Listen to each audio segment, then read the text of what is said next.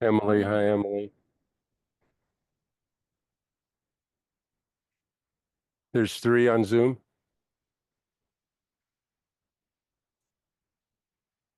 Okay.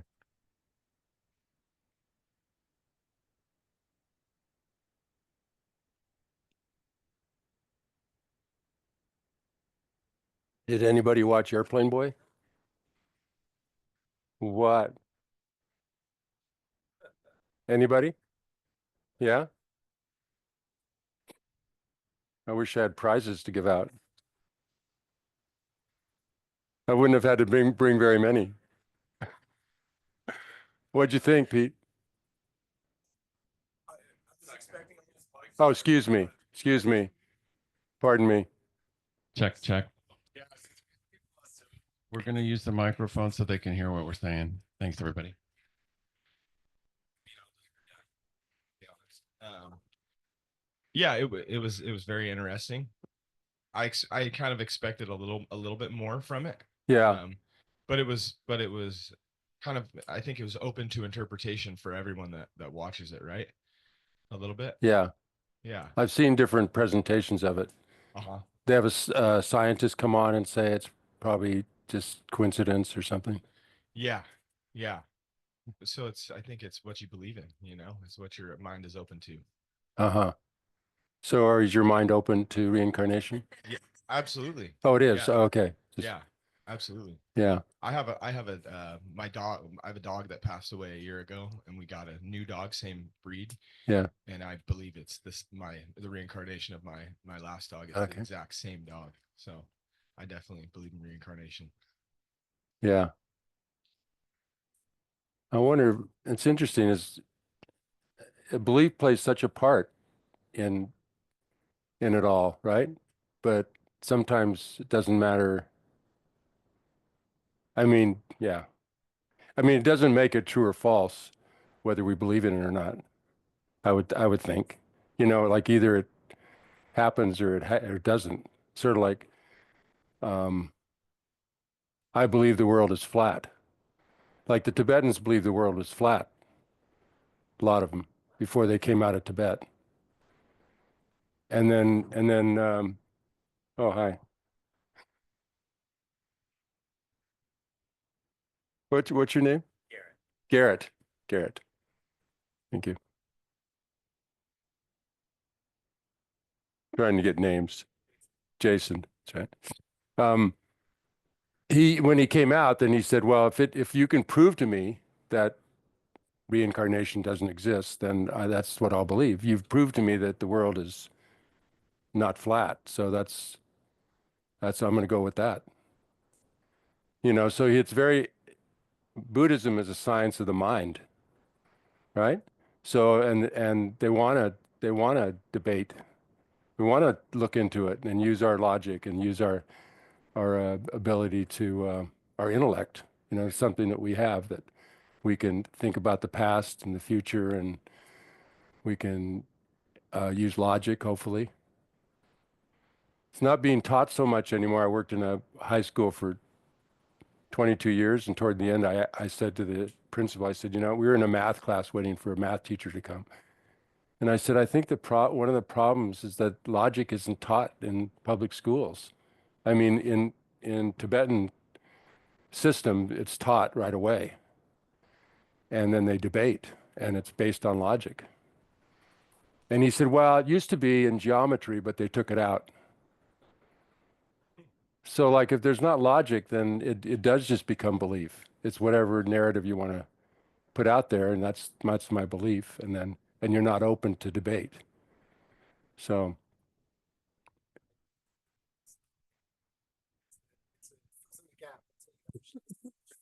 uh-huh. Yeah, right. Yeah. Oh, look at that. Oh, I, I was just saying that You belief can is change what you said if you want. it's like a placeholder for future knowledge. Okay.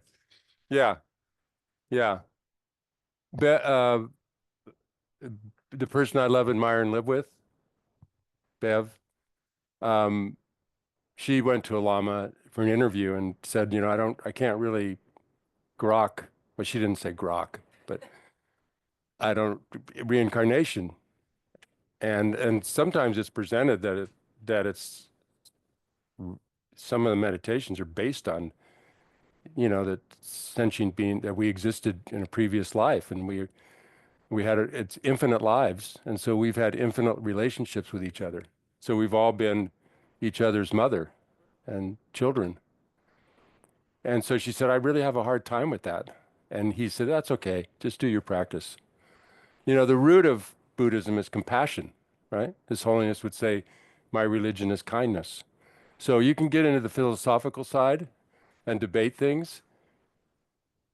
And then more importantly is the compassion and tolerance and, love, right? Huh? Aw. Yeah. I mean, that's hard enough. I mean, you could waste your whole time debating things. So, okay, gotta get to business, down to business, huh?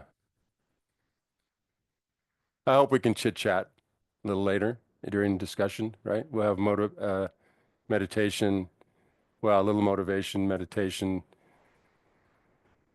presentation, discussion, meditation, okay? Same thing, all right? So another quote by His Holiness is, happy people build their inner world. Unhappy people blame their outer world. Yeah, that's what you do it, poet. Huh? Okay. Happy people build their inner world.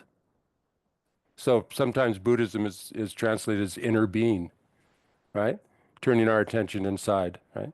Unhappy people blame their outer world. So always trying to say my problems are because of so and so, or because of this happened and that happened. So we're not. So, and then, yeah, that's good enough for that. So many.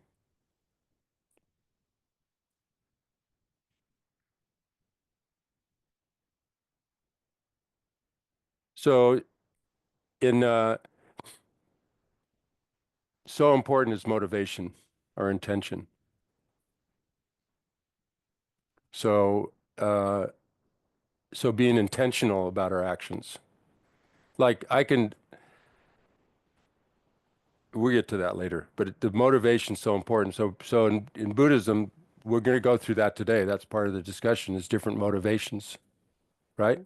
That are along this path that uh, Lama Tsongkhapa set out. I mean, it was set out at Tisha too, but he really sort of formalized this stages of the path so that we could actually have a map and meditations to do that lead to other meditations.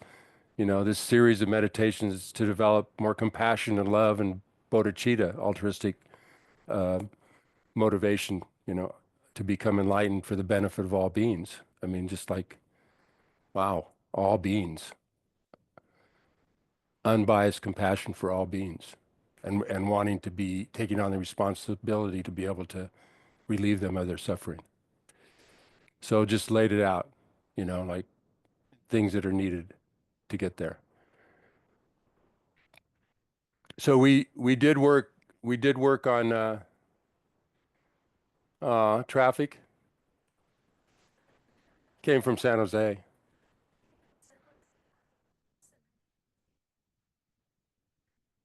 Yeah, yeah. Oh no, oh no. Welcome, welcome, welcome. Oh, sorry. I'm sorry.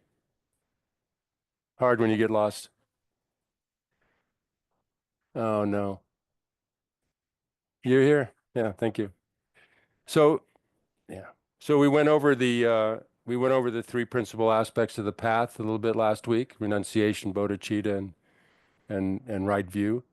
And that really that's the main points of the map, right? So then we filled it in a little bit, right? We filled it in a little bit, and we did some meditations on renunciation. We looked at renunciation, and we looked at this precious opportunity that we have. So there's something really important about renunciation. It's a real turning point. It's like, we think, oh, we have to give up things, but actually, I think it comes from this. I guess Holiness said about working on our inner being, you know, build our inner world. It's this shift that the world. I mean, I don't know what brought you to this, but it's like something's not working out the way we usually do it. Like I do these things and I have relationships and I go to work and I drive around and somehow people just aren't cooperating, to promote my happiness. It's just, what's the matter with these people? We all want to be happy, but yet somehow we're causing each other a lot of problems, And so we keep trying to fix it. We keep trying to work it out, trying to make it work. And we get dissatisfied, agitated, and our mind is like unsettled, and we get some. I mean, I don't know. Everybody, I'd like to hear from you, but it's like, how do you? So there becomes this dissatisfaction with that way of doing things, that way of trying to solve problems, and it's like, okay, you start looking for something else. And this, to me, this system is like, okay, and we're like, I have no control, right? What's going on? You go out and it's like, it's overcast. My mom would say, so depressing. It's so depressing, and it's like, okay, so that's a projection. It's not depressing, it's just cloudy, but that's how you feel. So then it becomes the cloud's fault for how you feel, right? So we don't go, wait a minute, we don't reflect. We don't reflect. And so then this offers a whole system of reflection. I hadn't thought of it like that, but it does, like self-reflection, like, so it's a huge turning point to make that shift, I think. And that's what renunciation is. Like, I see that this is where the problem lies. This is where I have to focus to have some happiness. And I want to get free of the suffering. I still do, but there's been a shift made to where the energy needs to be put. Yeah? That makes sense?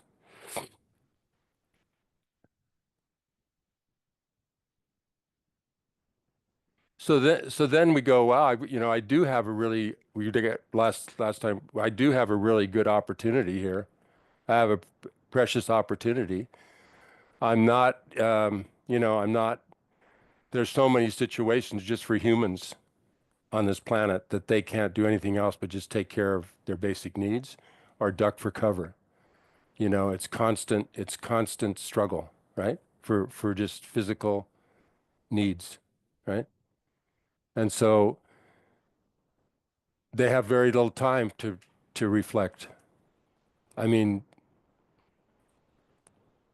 even the training we get, the parenting class I did once, the first class was about looking at your own emotions. And my financial advisor was taking the class because she had a 12-year-old. And she came up after the class and she said, I didn't know I could have emotions. Because it's always just doing. It's just doing, right?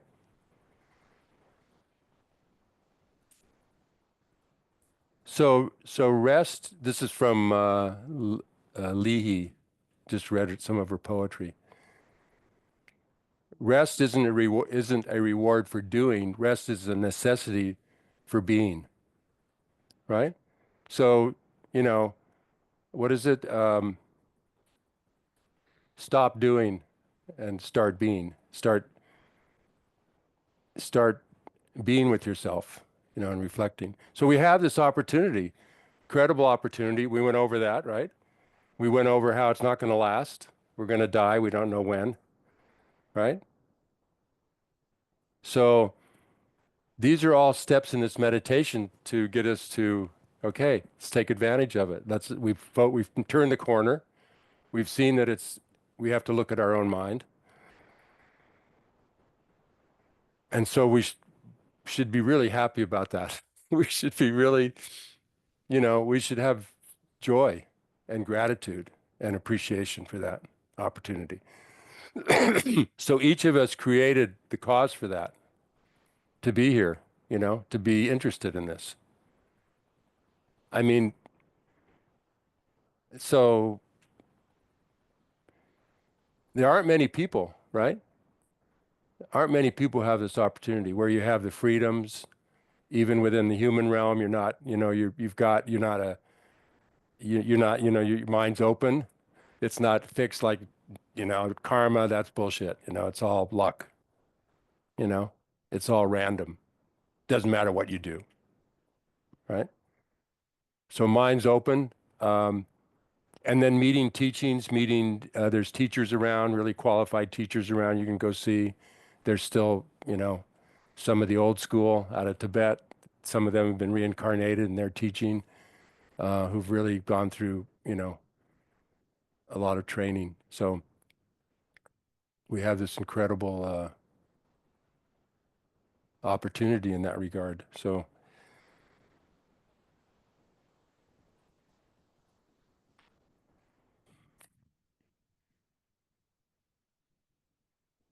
the joy is really important to check in with that every day. Not just gratitude, like, oh, I'm so happy. I mean, I do this too, but it's like I have a good place, good place to live, but what are we going to use it for?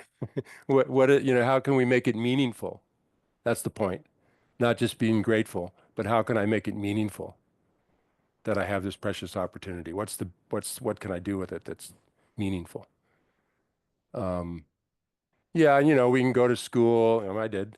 Oh, I'll go to grad school, I'll become a therapist. And because the Dalai Lama came to our center, Vajrapani, and he said, people shouldn't just stay in a monastery. They should go out and work in the community like Christians do. He also says, don't become a Buddhist. He'll also say that. He used to say that. I don't want you to become a Buddhist. You're a Christian country. Stay Christian. He's not trying to convert people. It's not about conversion. It's about being happy, finding a way to be happy. So we can do those things, and you can be of help, but it's sort of like I feel sometimes like you also got to put time in on yourself and on the cushion and go through these steps and develop, because it's like like me, like going out and being a doctor when I'm not fully trained, you know. you know so you do the best you can, but it's always good to keep doing your continuing education units. You know about that? If you're a therapist or a nurse or something, you have to do continuing education. Okay. The time, Patrick, not enough time. No, my fault. So we're gonna look at these three types of motivation that are related to the different stages, and but first we're gonna do a little bit of contemplation about refuge. We'll do kind of an analytical meditation, right? So I'll guide that. It's like, so there's one pointed where you focus on your breath, or you focus on an object, sometimes people use statues, to build up concentration and focus. But analytical is big in Tibetan Buddhism, and it's really a way to change our thinking, change the way we clear up misconceptions, explore things. So it's really a questioning. So I'll lead it in a way that you can make it your own, and at home, or so we'll do one on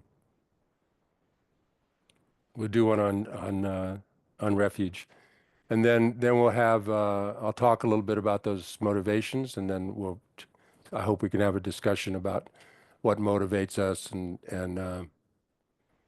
how we get, you know, I think sometimes what gets us stuck, you know.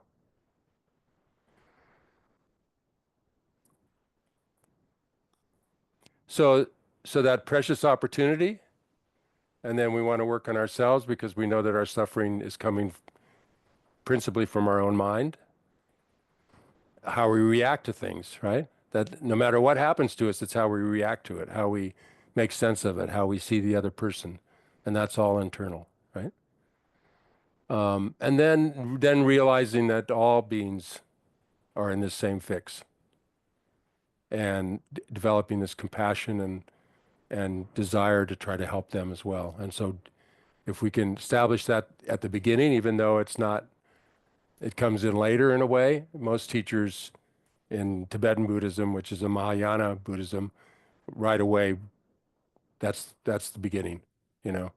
Try to generate, try to cultivate, try to develop a compassionate heart to do it for the sake of all beings. Okay, so we'll do a little meditation on refuge. Okay, all righty, good. Okay. Oh, you all got this in the mail? Okay, we'll work on that. Email should have been an attachment. Okay, it's a direct meditation, so it's a really good outline for what we've been talking about. And it comes through the FPMT, which is the Foundation for the Preservation of Mahayana Tradition, which this center is part of. There's like 150 centers, Patrick. I've just apologized for the PDF. I'm not sure how only the first page went through. I'm going to send that again with the recording from tonight or this morning's class. Thanks. Okay. And I just want to say that on page 4, at the bottom, it says, and to follow the contact of the conqueror's sons, and change that to heirs. Okay? It could have been sons and daughters or offspring, but then even sons and daughters, so heirs. Okay? All right?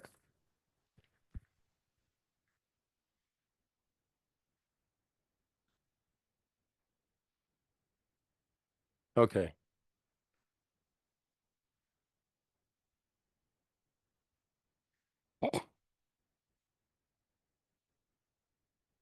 So just try to relax in your body. Let your body relax. Be here in this room and take a couple deep breaths. Consciously let yourself relax. And then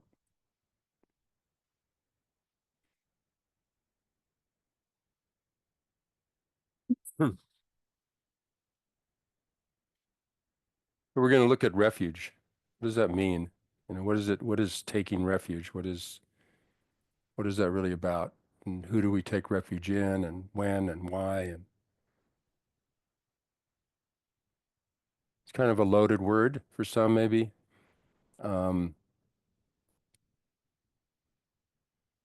So what is taking refuge?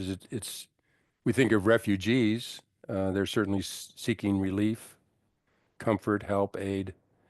They're in trouble, right? They're in trouble. They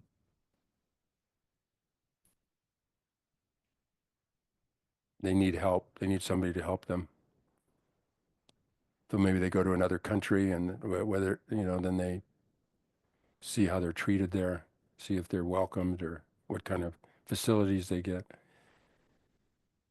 You know, so another reason might be like when we're afraid or anxious or worried, frustrated, or feeling alone, when we're suffering.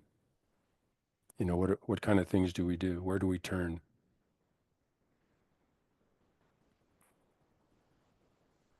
You know, sometimes we have healthy ways that we take, and unhealthy ways. You know, we might take refuge in, you know, eating a gallon of ice cream. It may not be the healthiest way.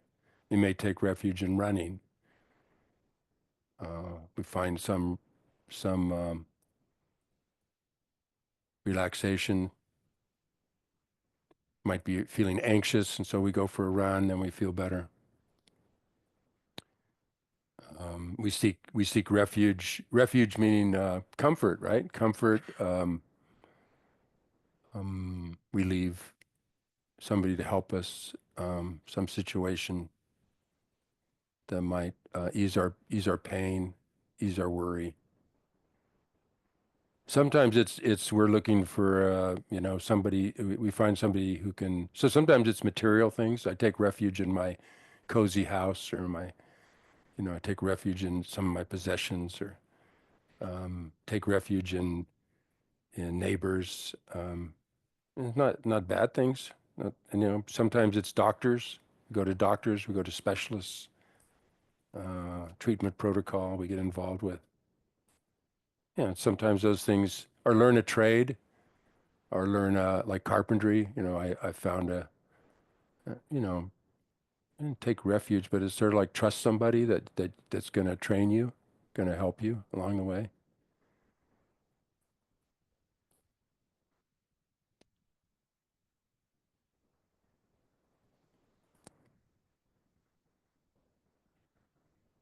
So there's different ways of taking refuge. I have a couple examples. Bev would have this dream where I was standing next to her and this big wave was coming and was going to crash into us. And she would reach out for me, but she couldn't quite grab my hand.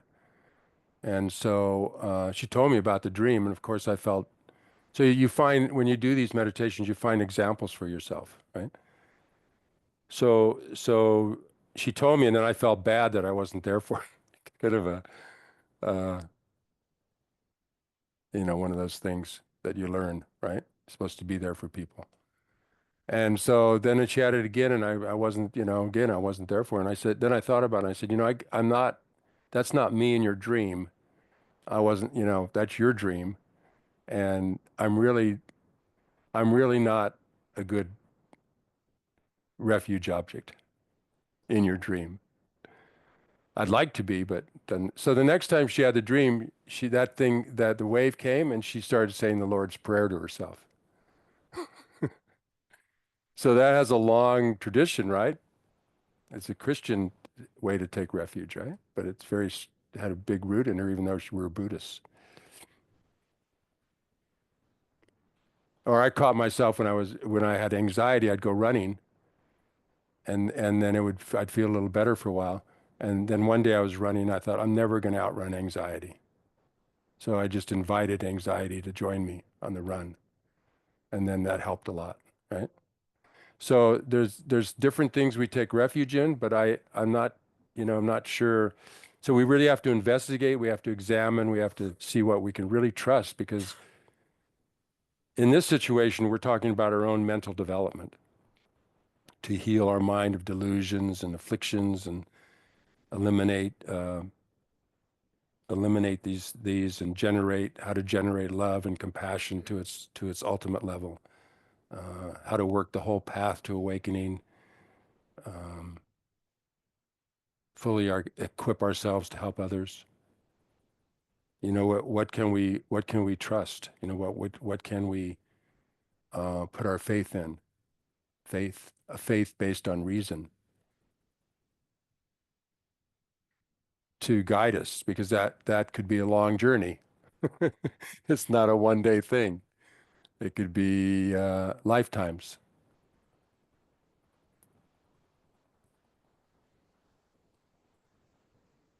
So that's sort of the looking for guidance, like who could we rely on? What are they saying to do? And is there support? Can I get support if I need it? Is there a method?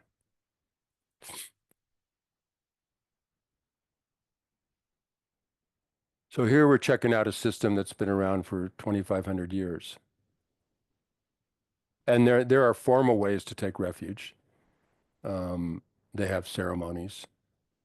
But as the Dalai Lama has said, you don't have to be a Buddhist. It's not about it's not about recruiting.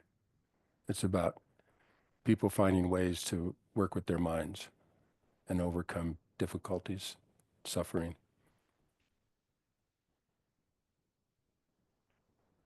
So we want to make sure it's reliable. So we want to do some testing like we would gold. So I looked up some ways that you test gold. Use magnets to see if it's just lead, I guess. Scratch it, apply nitric acid. Check to see if it has any marks on it that say what it is. So we really want to check up. And then what is it we're really relying on when we take refuge?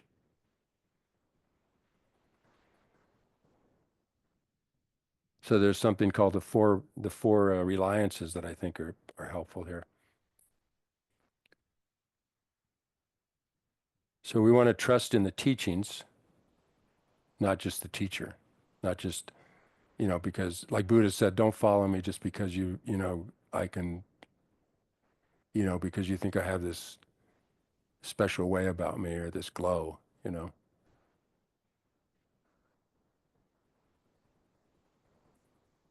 So trust in the teachings, not the teacher. Trust in the meaning rather than the words.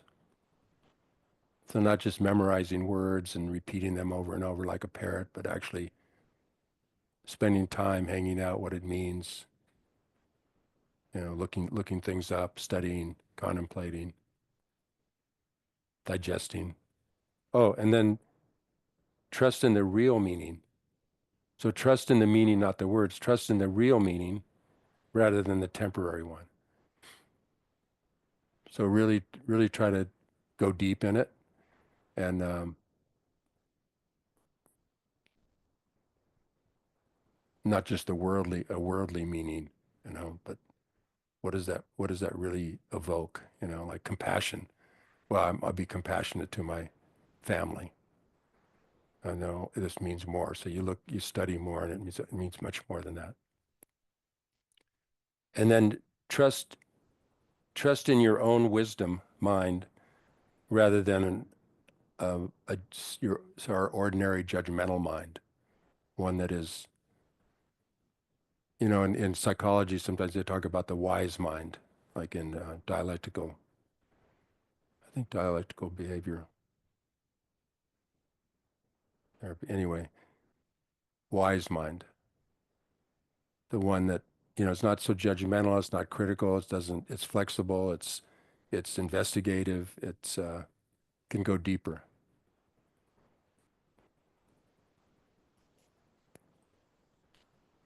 Because there's the external teacher, right? Or refuge, the set of teachings, the teacher, support team, sangha, people who are practicing, people you can talk to. And then there's also your own good qualities and your own fundamental mind.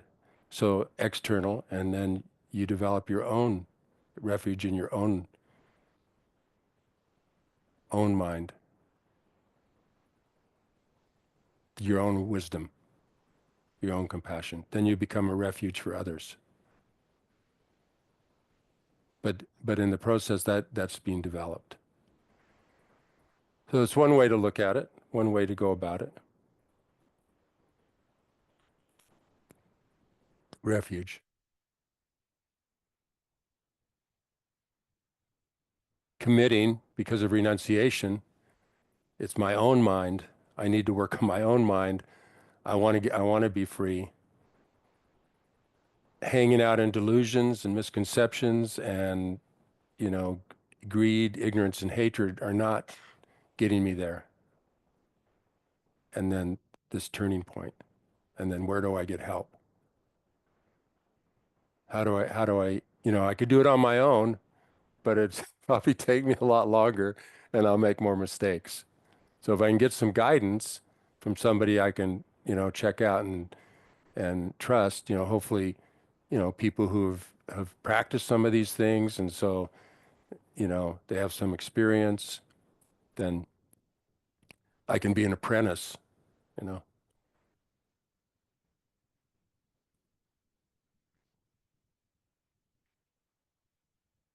So a couple quotes on that. One's from Lama Yeshe. Faith alone never stops problems. Understanding, knowledge, wisdom always does. Buddha himself said that belief in Buddha was dangerous, that instead of just believing in something, people should use their minds to try to discover their own true nature. So that speaks to that. Taking the responsibility, turning inward, taking the responsibility, and doesn't mean we can't find guidance, but check up. He would always say, check up, you know, question. And then sometimes people wonder about people who are in a gompa, a meditation room, and there's statues. So this is from a Vietnamese monk, not Thich Nhat Hanh, another monk. You stand in front of Buddha, so you're standing there looking at the statue. You're standing in front of Buddha, not to a statue, but to the Buddha inside yourself. It's important to know that, otherwise you're bowing to a piece of wood or metal. When you look inward to your own Buddha nature, you feel peace in your heart. You give thanks to Buddha because without his teachings, you would not have found this way of understanding and love. So that really incorporates how the seeing the teacher, seeing their qualities, it's reflecting, can reflect your own highest potential for compassion, love, already right there. Otherwise there's, you know, if it's not there, if the seed's not there, how could it be grown, right? And we know compassion exists in the world, just how people look after each other who are close to them, acts of kindness.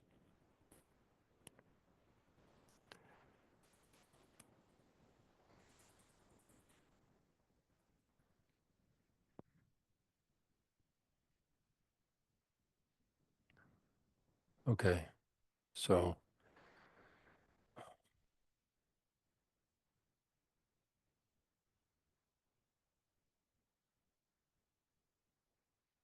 okay, a little bit on refuge. What do you think? Take a just one or two reflections about refuge before we move. We'll have time later, but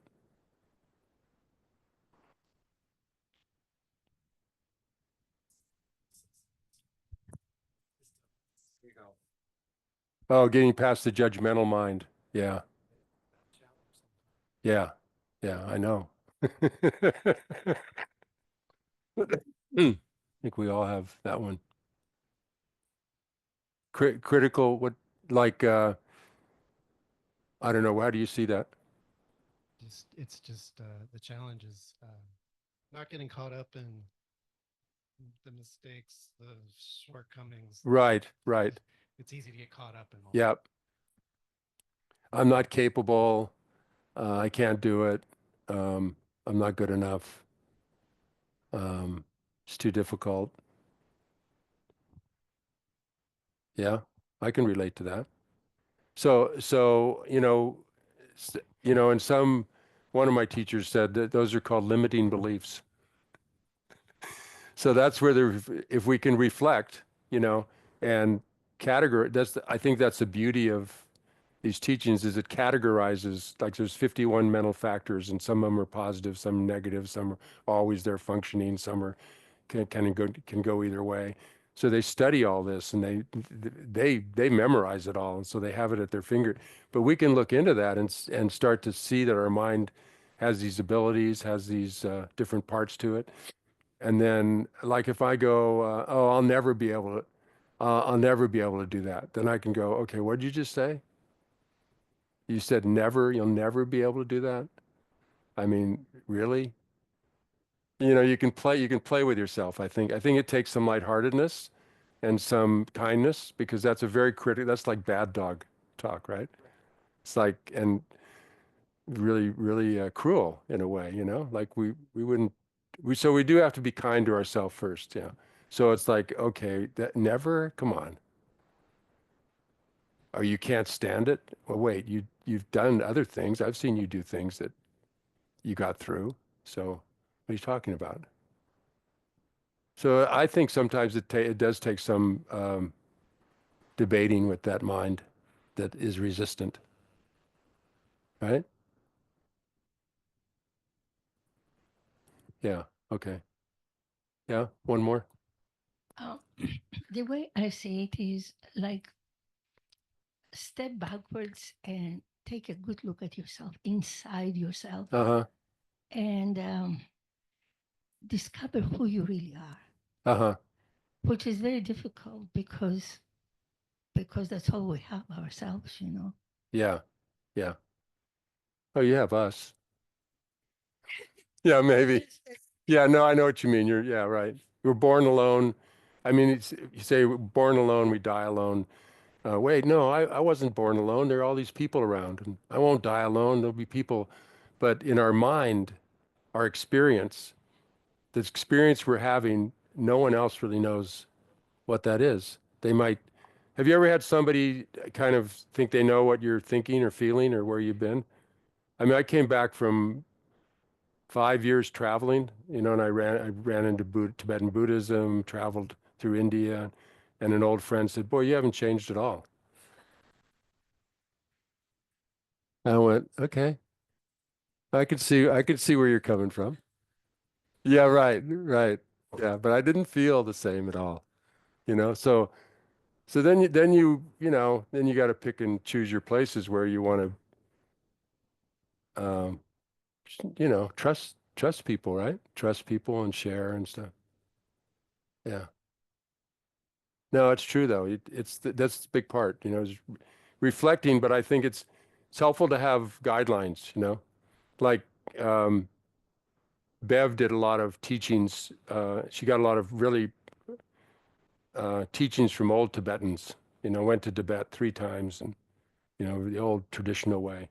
And then we met a teacher a Westerner had kind of put it all, knew Tibetan and put things together, like explained it and got it checked out and got authorized, it was okay for him to do what he was doing and she said, wow, that could have saved me a lot of time, having those steps, huh?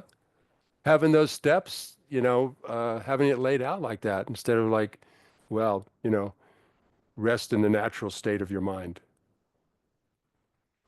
Okay. How do I get there?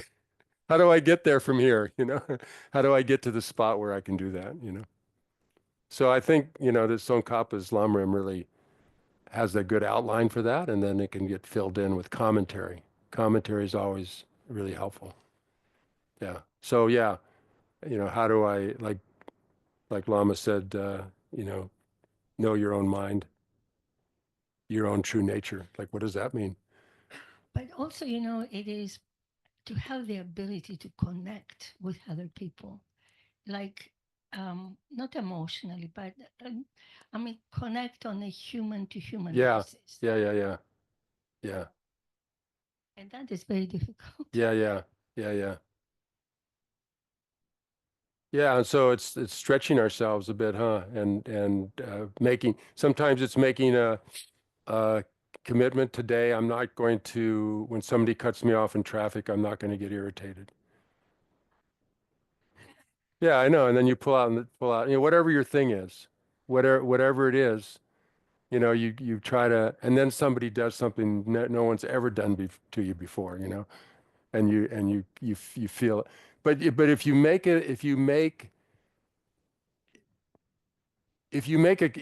in your mind a commitment to do something, like it's much more powerful. Like so if you say today I'm really going to make an effort. I know that at night you can say, I did it again. I really regret doing that. It agitated me. I could tell I almost, flipped him off. And I'm, whatever it is, whatever your thing is, everybody's got something. So I think maybe not. And then and then, I'm gonna really try not to do it tomorrow because I know it's not good for me. It's not good for other people, and I don't know what they're doing. So you have to use some reasoning about that too. You have to go, okay, I'm assuming he's a jerk. He or she's a jerk, and they're mean. They did it on purpose. They did it intentionally to hurt me. And it's like, what? They don't even care about you. They don't even know you. Maybe they're in a hurry to get to the hospital because they just found out a loved one is ill, and you're giving them a bad, like, calm down. Yeah. So I think it's incorporating this into your daily life, right? And keeping that mindfulness up and that introspection up and finding that safe spot in you when you're meditating that you can operate out of, that non-judgmental, kind, compassionate spot, that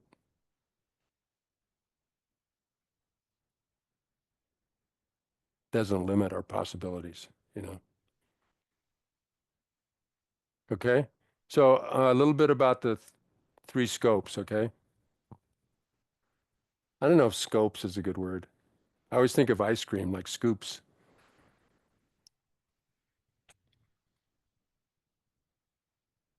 What's that? A lot of ice cream? Oh, is that my second one or third? Like eating a whole gallon? I know, right. I don't get enough ice cream, maybe. Well, I'm off dairy, so, well, I've tried that, yeah. Coconut, it's not, yeah, not quite as good, no. Good point.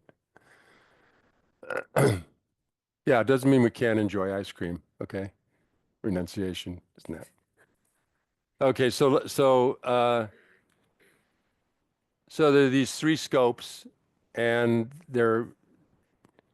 it's another way to I think flesh out renunciation, bodhicitta, and right view. It's a way to flesh that out a little bit because they're in there. But like last week, I said we can't just jump into renunciation. We have to look at perfect human rebirth, impermanence and death, karma and suffering. Because if you don't see that we're in a bad spot, if that that we're running out of time, we're in a pickle, we're running out of time, and it's not working the way I'm doing it, and we have this turning point. It helps to meditate on those in the suffering. I could see why Lama Zopa spent 3 weeks out of 4 weeks on suffering, because it's really hard to break through that.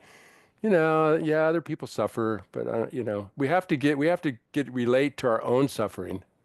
It's easier to go to compassion, I think, if we get a genuine compassion, if we can really see that we're suffering, that we are and we have self-compassion and self-love, right? Then it'll just come out, right? But if we're doing it because we, want to have a good reputation, or we want people to like us, or, we're a people pleaser, that's not going to do it. That's, you're helping people, but it's the motivation is still going to keep us in a suffering spot because those motivations are so shaky. Because if you don't get the praise, or you get criticized, then you're upset, and if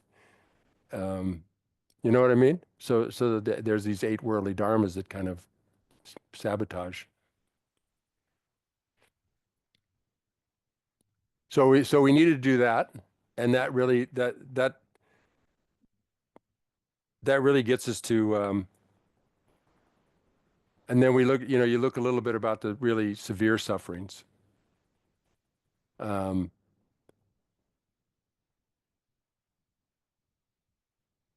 I mean, we can just, maybe we've been in some where we've been given a diagnosis, or the fear that comes up, people that are constantly in a situation where they are ill their whole life and they have to do all sorts of treatments just in the physical realm.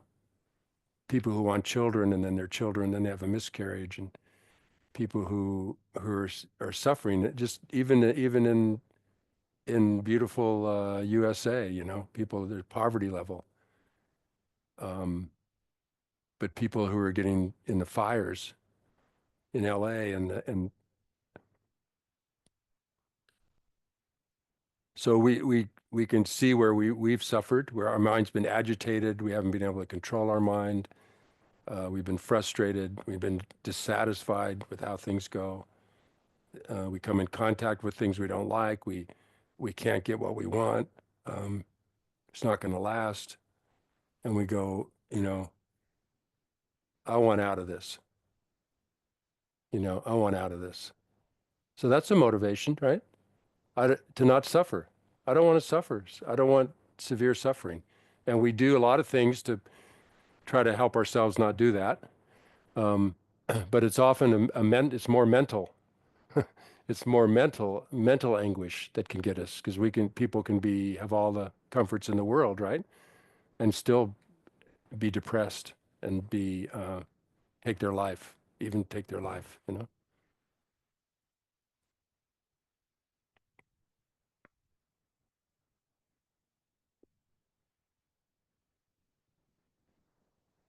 So that's when it's like, you fall off the ship and you want a life preserver, right?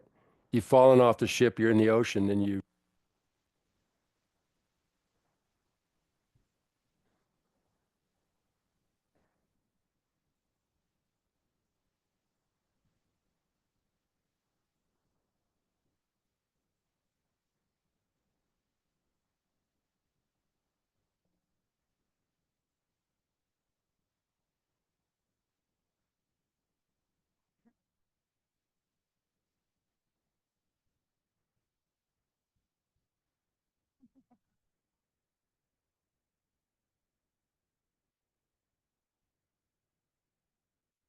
Okay.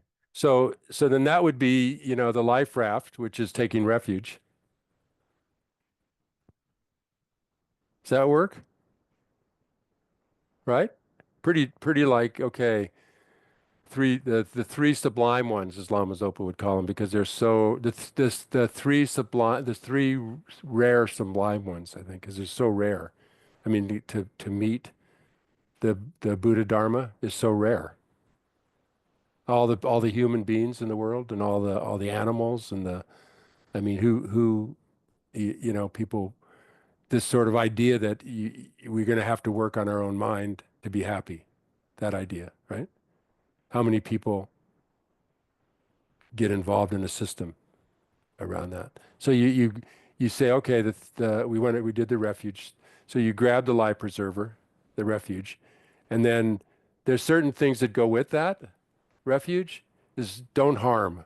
So like, you know, I don't know how far I can go with the life preserver analogy.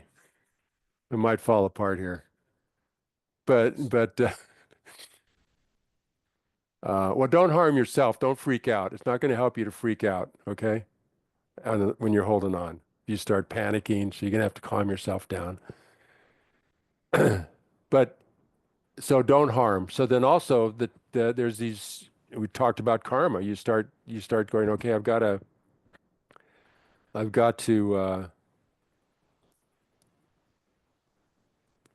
I got to watch what I'm doing. I mean, I can't just keep going on like this. I was not aware that this little boat I was on was going to run out of gas, or that it had a hole in it, or, so that's our body mind. That's the analogy. Back to the analogy. So it's like, I need to check up. I need to say, am I doing things that will prevent me from suffering in the future? Okay. So like those things of not killing, not stealing, not lying, not in sexual misconduct, not lying, not gossiping, not harsh words, not slander, not coveting, not, that attitude, that attitude, or pushing away, get away from me, I hate you, or just misconceptions that are holding us back, like very strong about not being open-minded or thinking that it's just chance that things happen.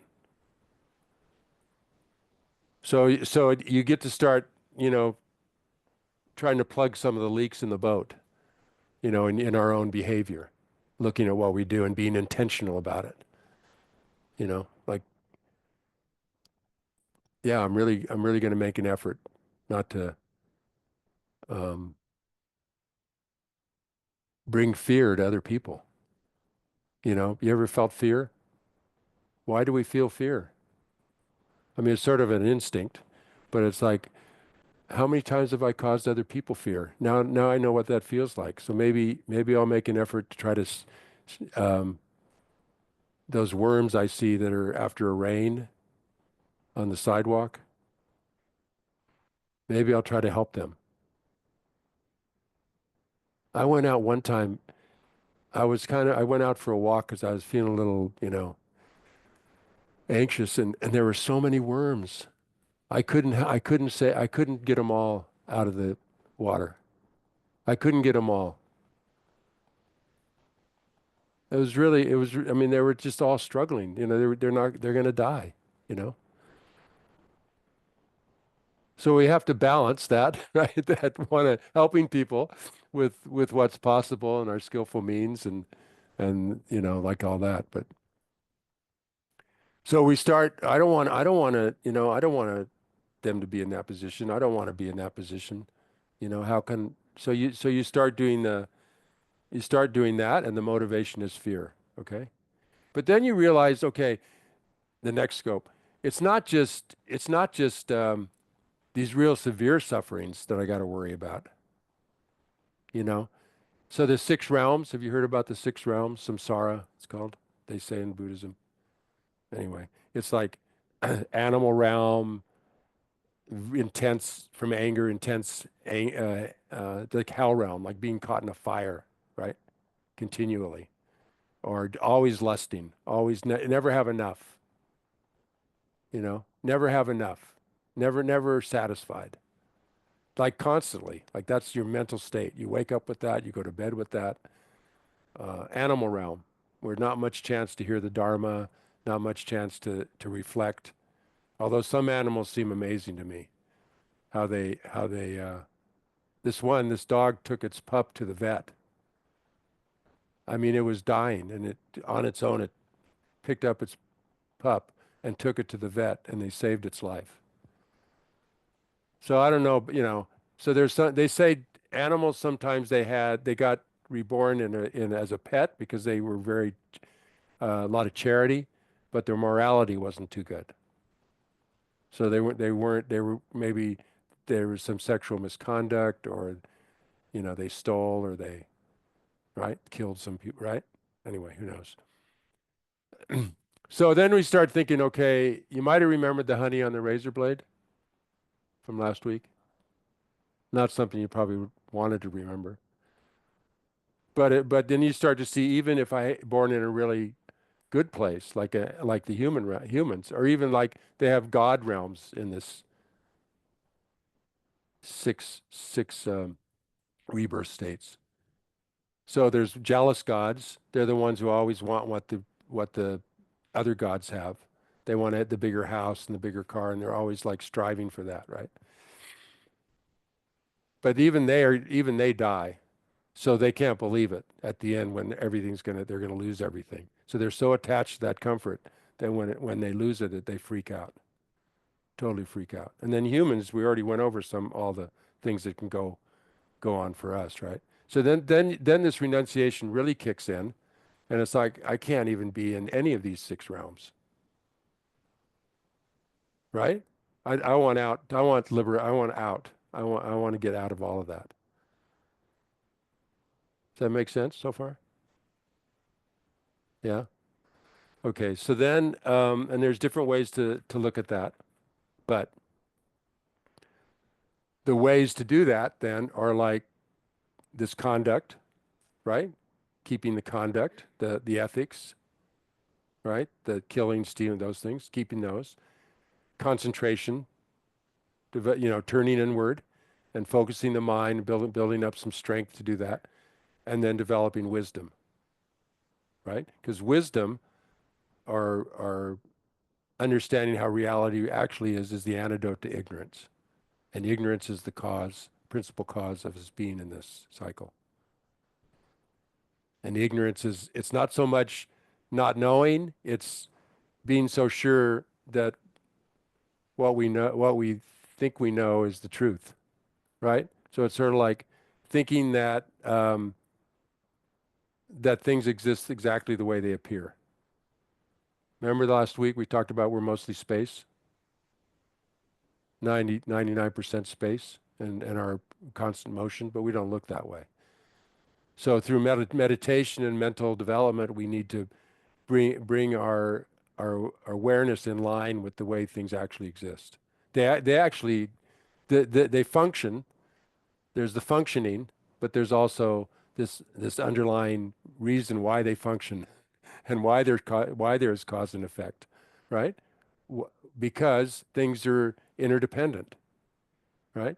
So we have to go deeper into that to get out of samsara. So then the motivation is liberation from the whole cycle. Like, I don't want just a better rebirth. I don't want to just have, not suffer so much in this realm, because I'll still be suffering no matter how pleasant it is. Things are going to come up. I want out. Okay, I need to really focus on this. And then it becomes the I can't just doing it on your own. So that's the next motivation, right? I don't want to suffer intensely. I don't want to suffer at all. And now it's I don't want anybody to suffer, right?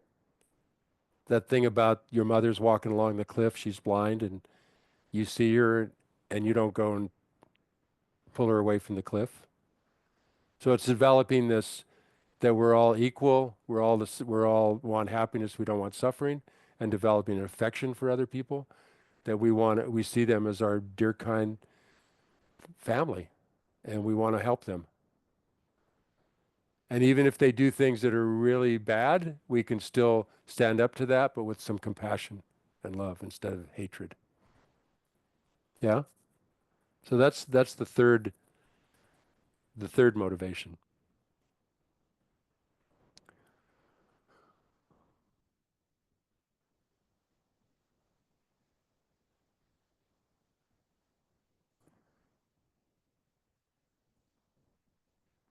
And it's to get enlightened, right? Like enlightened means all the negative qualities are eliminated from our mind stream. All the positive qualities are developed.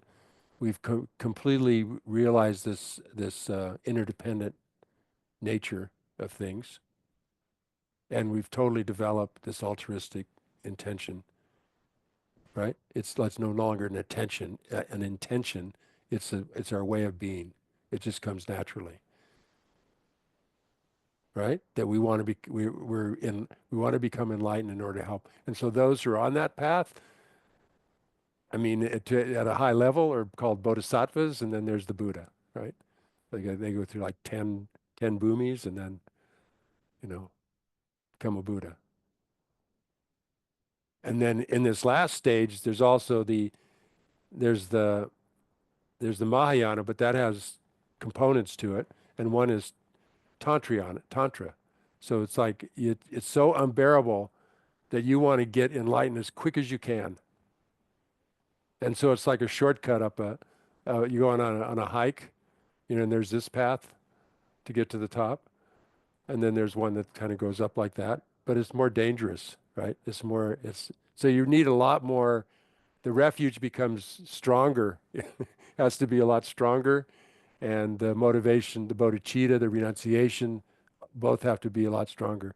So for that, the prerequisites for Tantra, prerequisites are renunciation, bodhicitta, and correct view. Like they're prerequisites. So you really need to work on those to do the Tantra. Yeah. So the Dalai Lama kind of laid out why this outline is so helpful. Like, so the stages of the path, the three principal aspects that we went through: renunciation, bodhicitta, emptiness, and then these three scopes, these three different categories of motivation. He said, because you can practice in a skillful, balanced way, uh, which is crucial for progressing along the path. The early steps are really important, because otherwise there could be confusion later if you leave them out, right? So it's important to know building the house, the foundation. Oh, perfect human rebirth, suffering realms. How do I get out? To practice other methods.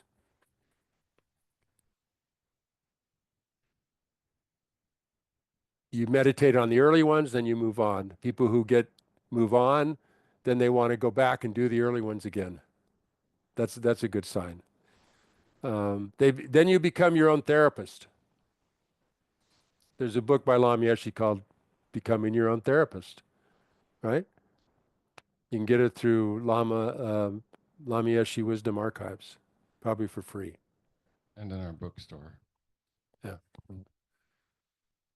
It's a paid political, no, paid, not political, just, are they free? I don't think they're free, but it's convenient. Okay, yeah, convenient. You pay for the convenience. So then you learn this wide range of medicines, Dharma medicines. And so then you have antidotes ready when problems come up in your mind. Like the rejoicing for jealousy. Remember that one? Okay. Yeah. Or like death and impermanence is a good one when you're feeling pride. Just think about, I could die tomorrow. I could die today. So then somehow that can cut the pride. And then you apply them to your daily life and you're patient with it. Okay. So he really, Dalai Lama really saying how important it is to this structure. Okay. Kind of boring, I know. It is. It's sort of like just methods, but it's good to know the framework, I think. Because like if you're going somewhere, you need to know where you're going, right? Right?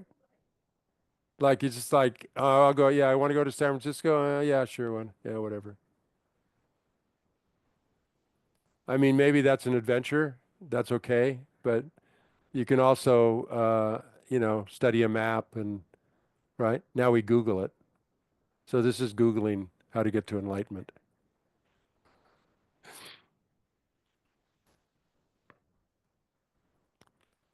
Okay? Enough of that. Does that make sense? Did you think Buddhism had methods or structure? Yeah, you knew that? Okay, go. Yeah? Well, now we're in discussion period. So how did, huh? Structure. Everything has has structure. Yeah. Perceive it. Otherwise you what? Otherwise, you cannot perceive it. You can't cannot- perceive it, and right? You cannot progress. Right. You can't progress, right? Yeah. Yeah, and so at the time when I think Tsongkhapa came in 1400s, there was some structure was lacking. That I think that might have been part of his feeling it needed to be laid out, right?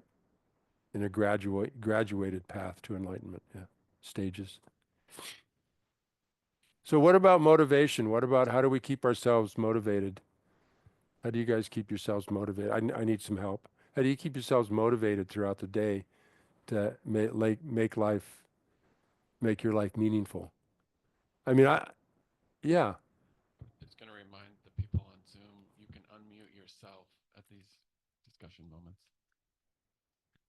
thank you.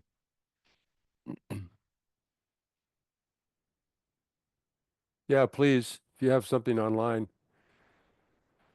help us out. So like when you wake up in the morning, um, like that's not an easy time for me when I wake up in the morning.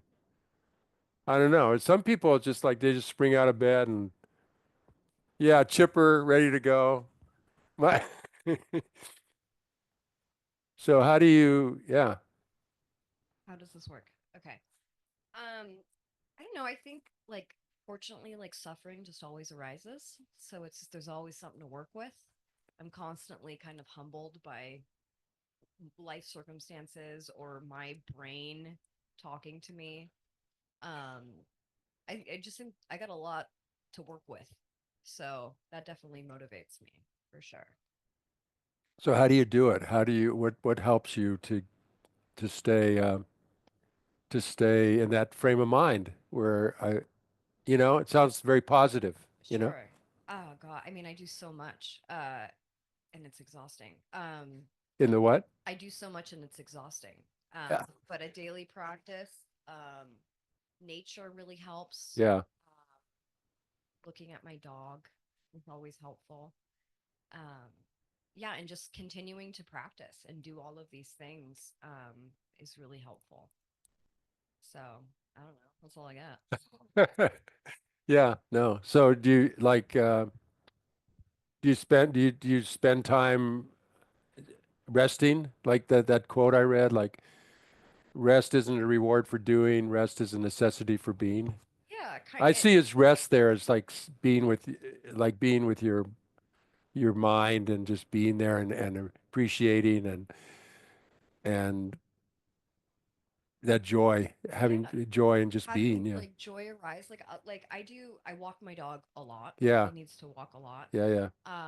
And I take like we do the same walk, and I Right. take moments. There's like points at the walk where I'll like he'll start sniffing something like really good, and I'll just like take a minute to like sniff and look around and just take a breath. And Yeah. I find when I'm able to do that Yeah. uh more often, it in a sense it cultivates more peace in my life. Like I Yeah. find that those times come more Right. where I'm like I'm reminded to like be in my body, and I'm like, oh, it's okay, we're good, Yeah. it's nice. So Yeah, get good. a dog. Get a dog? Yeah, Yeah, I had a cat, but cats are good too. she died. Oh well, I maybe she had know, Mimi. more. But the neighbor's cat's coming over now, so Okay, yeah, exactly, boom. yeah. I setting goals. You what? Setting goals. Setting goals? Yeah, and intentions. Yeah. Yeah, I stay motivated because I know when I start my day, I know what I want to get done by the end of the day, and I begin my day with some structure.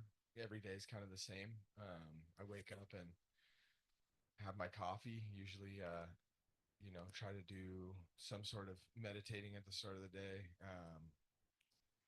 Take do a little bit of sauna and meditate. That usually helps me wake up. Um, but yeah, I think the biggest thing for me is goals, having goals, and just every day working to get closer to those goals, and when I accomplish them, setting new goals and just continuing to go down. What kind of goals, Um, if I can ask? yeah, for me, well, one of the goals that I've set recently is to um, learn more about myself. So I've set an intention to try to go to some sort of meditation group, or I'm in recovery, so I do recovery group pretty much every day of the Yeah. week. So Yeah, I yeah. go to something, try to go to something every day. Mm-hmm. I'm fortunate that I own my own business, so I have the time to do that. Yeah, yeah. So that's something that I'm grateful for, and that's also something that helps me stay motivated is reminding myself how grateful I am for what I have and the opportunities Yeah. that I'm given. So Yeah. um, yeah, Awesome. yeah. It's cool. Anybody else? Yeah. Thank you. Sometimes I have some focus and executive function issues, and motivation can be a challenge that comes with that. Yeah. So I really rely heavily on routine. Uh-huh. And so, like, if I find a place in my life where I'm finding some refuge and I know things are working well and it's Mm-hmm. coming together, and I'm finding compassion for myself and Yeah. others, and it's working out. Uh, that I know that's a place of refuge for me, and I try to build those things into routines Yeah. that I just do all the time. Yeah. Anytime I'm a little uncertain, like where should I be, what should I be doing, feeling unfocused, unmotivated, Yeah. maybe even depressed, Yeah. I just go back to those routines, and it almost always works. Yeah. Yeah. That's cool. It's good when we have things that can bring us back. Yeah. Patrick. Megan typed in the chat that's on the screen. Keeping myself motivated. I try to meditate daily and I listen to spiritual podcasts like from Tara Brach. Oh yeah, Tara Brach. I like her. Cool. I agree with Megan. Reading, listening to teachings, and mindfulness help me Yeah. immensely. Staying on the path. And Tara, yes.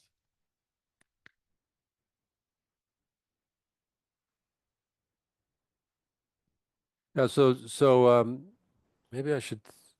We're going to do a meditation, but maybe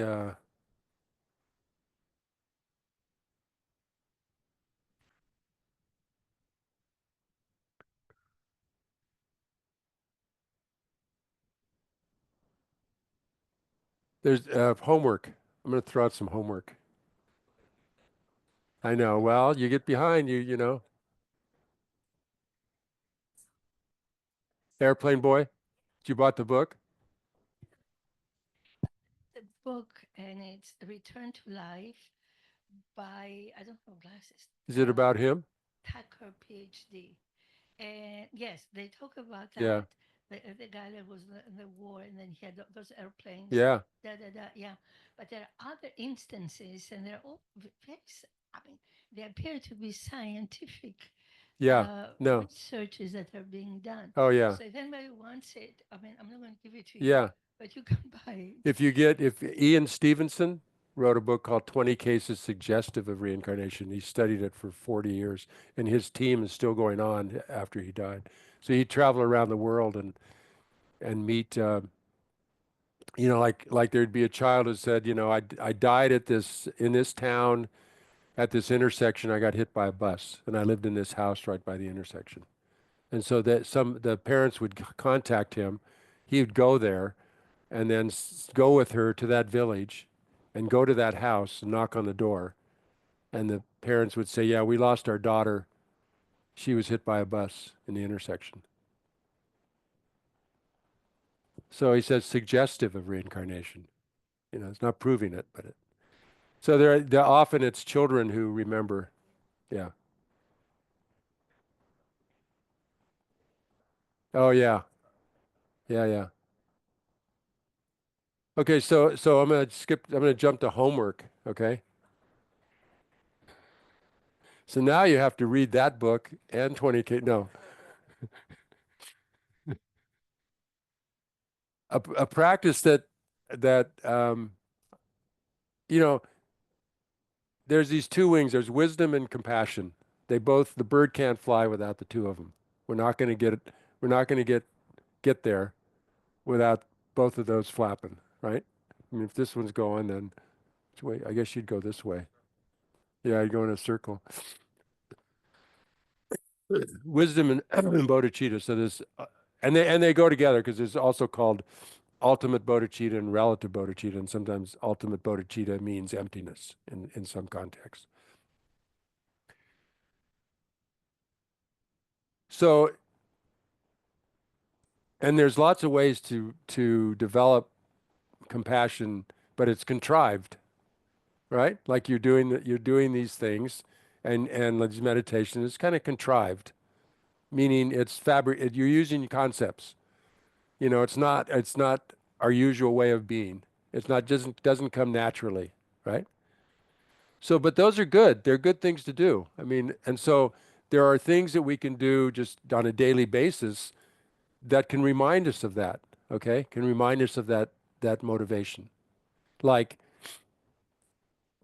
when you open the door to go out of your house, may all beings be liberated from their suffering. Or when you go to the bathroom, may all beings be relieved of their suffering as easy as I'm being relieved right now. Right? Like think when you're out smelling, may all beings be able to enjoy this day in the woods, you know? And you can think of beings who maybe aren't, you know, and send them good wishes, you know. May all beings be in recovery. We're all mentally ill. Sorry. We are. According to Buddhism, we're all mentally ill. There's no, I mean, some are worse than others, but we're all under the influence of delusions about how reality is. We're all under the influence of misconceptions about people and who they are and what and ourself. And we have these limiting beliefs that hold us back. And they've been developed over, you know, according to them, from beginningless time. These habits have developed. So we have to wear them out. We have to find different ways to wear them out because that they've taken a hold. It's like a tyrant in our mind, right? So we can befriend them, but not like follow them, right? We can say, okay, you know, I know you want the best for me, but you're freaking me out right now. And what you're telling me to do is not very helpful, you know? You're telling me I need to get up and move around and get all agitated and, you know, fear. That's not helpful. I'm okay. And you're telling me I'm not okay. You know, those kind of conversations. So we can use our daily life to like, may all beings be able to enjoy this meal. Think about all the beings that brought you that meal. I mean, Lama Zopa, sometimes you'd have lunch with him, and it's like he's praying for like 30 minutes. Like, my food's cold, you know? Your food's cold. He's thinking, I don't know what he's thinking, okay? I mean, it's like, but you can spend time thinking about where the food comes from. All the people involved in that food getting to you, all the animals in the ground, all the, you know, the truck that brought it to the store, the people who stocked the shelves. There's people in stores at night who stock shelves and clean the place, right? There's people who work in fields, and you can really dedicate this to their well-being. You know, I'm benefiting from this. May they be free of suffering, totally free of suffering. May they find liberation. May they find may they gain enlightenment. So these well wishes for others. Okay. So that's your homework. Try to find times during the day when, you know, you lay down to go to sleep. May all beings be able to enjoy a soft bed, comfort, and be free of suffering, gain liberation, and you know, like take it beyond physical comforts, right? To really being liberated, you know. Okay.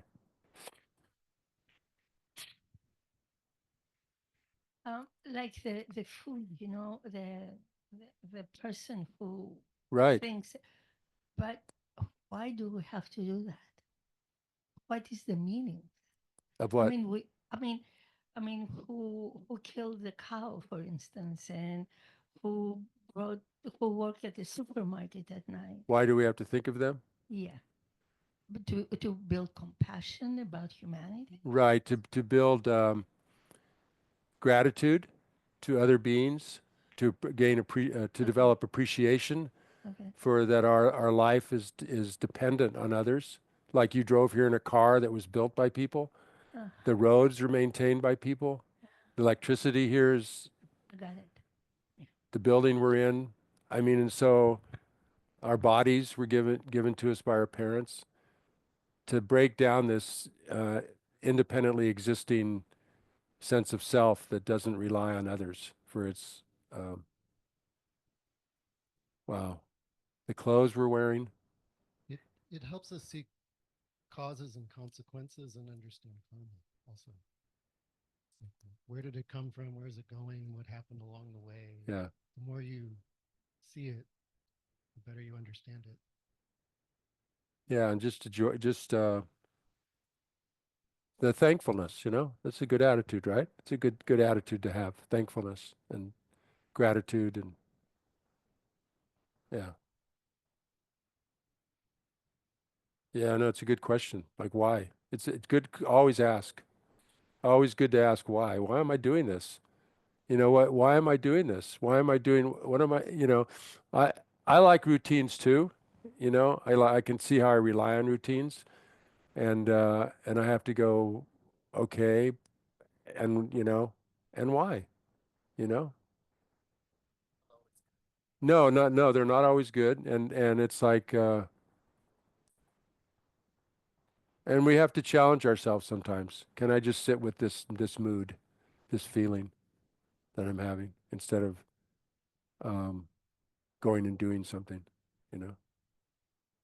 Can I have a good look at it?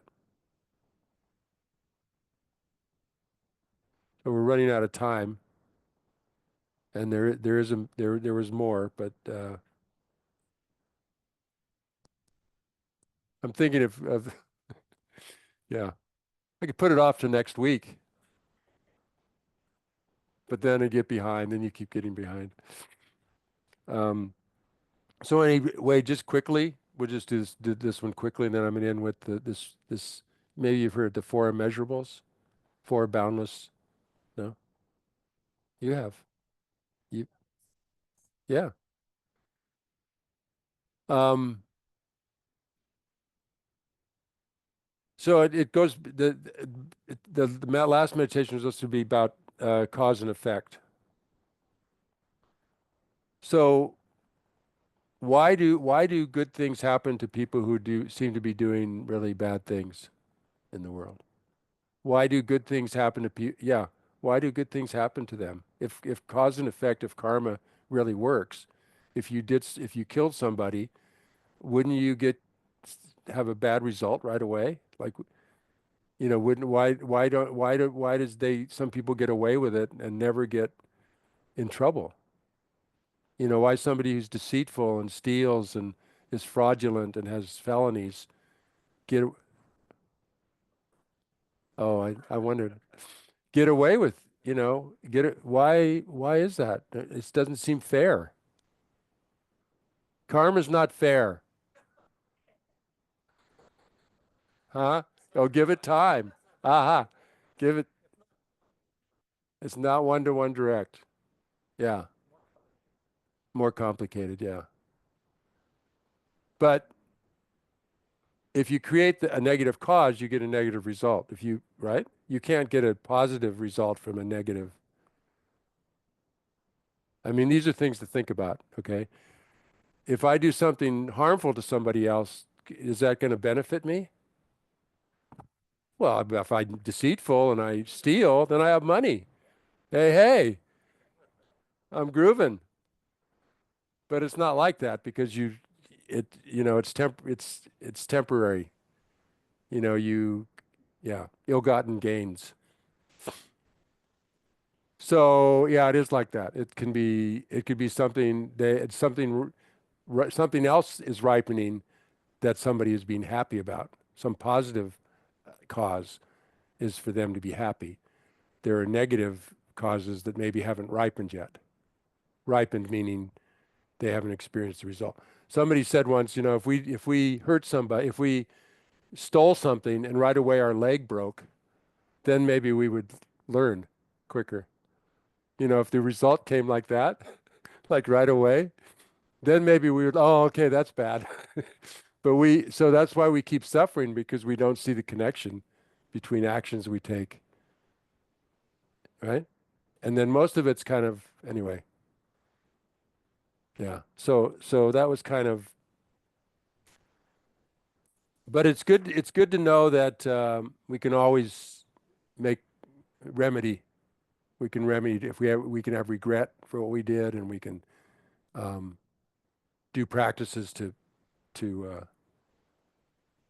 yes, if we recognize it, like, well, what I just did was not right, and we could take it back to the store and give it back to them, what we stole, turn ourselves in, and then resolve that, I got to cut back on shoplifting, you know. I keep getting away with it, but one of these days, so that would be the lower scope motivation. One of these days I'm going to get caught, right? That would be lower scope, right? One of these days, the fear of getting caught. You stop it because you're afraid you're going to get caught, right? And then the next one is, it's just not good. Overall, whether I get caught or not, it's not good. Yeah, kind of eats away at you. I got to give this up. And then the third one is, this isn't good for people. I mean, it's like I steal, the prices go up, everybody suffer, it's like, I'm not benefiting society. It's not helpful. So you see the kind of how that lays out? Yeah. Okay. Okay. We're gonna end with and every level of practice has a set of ethics. It's unbelievable. So that first one was the 10 non-virtues, and there's more. And then you get into bodhisattva vows, you get into tantric vows. And so it's, oh, what is this, church? But they're just there's some are like, if you want to get going, if you want to move along, we kind of put up like, you don't do those things, you have more energy for meditating. Your life is simpler, right? If I'm not trying to deceive people, if I'm not, because that takes a lot of mental energy. Planning the heist, premeditated murder or something, it takes a lot of mental energy. So if you're not meditating on that, you have more time to meditate on something that could actually get us out of suffering. So every level has something like that. So here's okay, this is the dedication, then we'll stop. So then we'll have a nap. So maybe just focus on this as a meditation, okay? All right. This is called the four immeasurables. So how wonderful it would be if all beings were free of suffering and its causes. How wonderful it would be if all beings, imagine that. It's like John Lennon's Imagine All the People, huh? Were free of suffering and its causes. May they be free of suffering and all its causes. I will cause them to be free of suffering and its causes. And then call upon all the Buddhas and Bodhisattvas and all the helpers to please help me make it so. So we're not alone in that quest. We take on the responsibility, but we have a whole gang of beings who are on the same page, totally on the same page. How wonderful it would be if all beings had happiness and its causes. May they have happiness in its causes. I will cause them to have happiness in its causes. Please, Buddhas and Bodhisattvas, help me bring this about.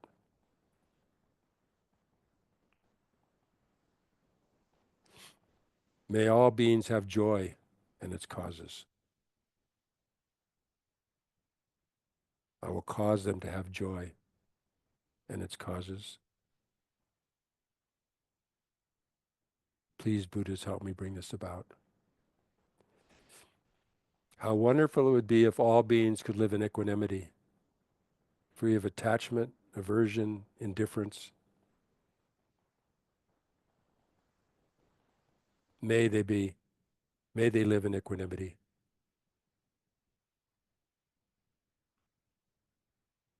I will cause them to live in equanimity. And Buddhas and Bodhisattvas, please help me bring this about. So we can see all beings as being just like us, wanting to be happy and not wanting to suffer. No different on that level.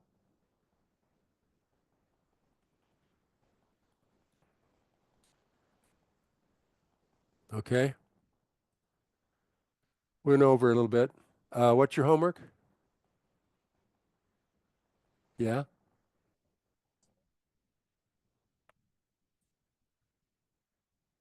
That's a good one.